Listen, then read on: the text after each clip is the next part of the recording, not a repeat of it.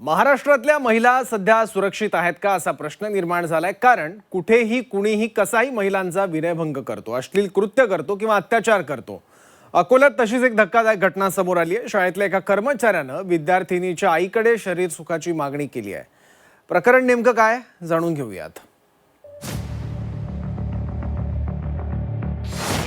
शाळेतील कर्मचाऱ्याकडून शरीर सुखाची मागणी, महिलेचा आरोप। मुलीचा दाखला काढण्यासाठी गेलेल्या महिलेचा विनयभंग, कर्मचाऱ्याविरोधात पोलिसांमध्ये तक्रार दाखल। ज्या शाळेत नीतिमत्तेचे धडे दिले जातात, जिथे मुलं थोडी चुकली तरी त्यांना समजावलं जातं, प्रसंगी कान धरून शिक्षा केली जाते, त्याच शाळेत एका महिलेकडे शरीर सुखाची मागणी केली जात असेल तर करायचं काय असा प्रश्न आता विचारला जातोय।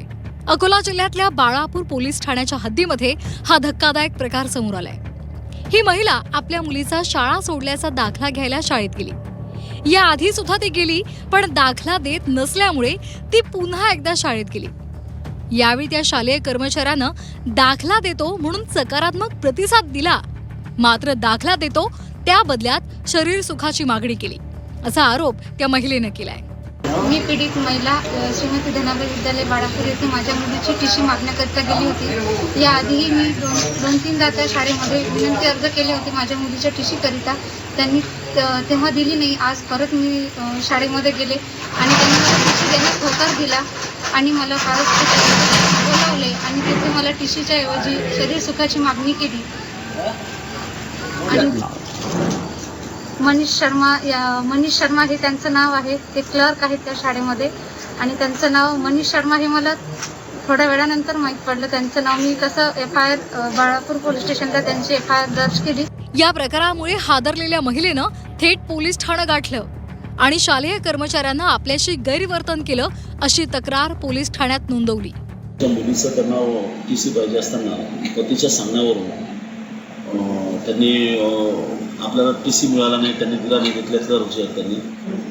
आणि त्यांना जेव्हा त्या टीसीची मागणी केली तर त्यांनी कुठेतरी बाहेर पारस फाटा इथं बोलवलं आणि तिथे बोलवल्यानंतर महिलेला त्यांना इंडिसेंट सुखाची, शारीरिक सुखाची वगैरे मागणी केली, स्पर्श केला, अशा प्रकारची त्यांची तक्रार आहे।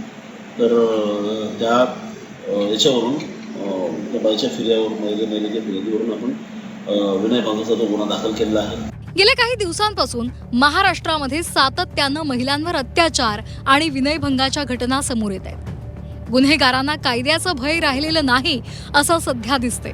जर शाळेमध्ये मुलीच्या आईसोबत असा प्रकार घडत असेल तर पालकांनी आपल्या मुलींना कुणाच्या भरवशावर शाळेत पाठवायचं असा मोठा गंभीर प्रश्न या निमित्तानं समस्त पालकांना पडलाय। ब्युरो रिपोर्ट, झी 24 तास, अकोला।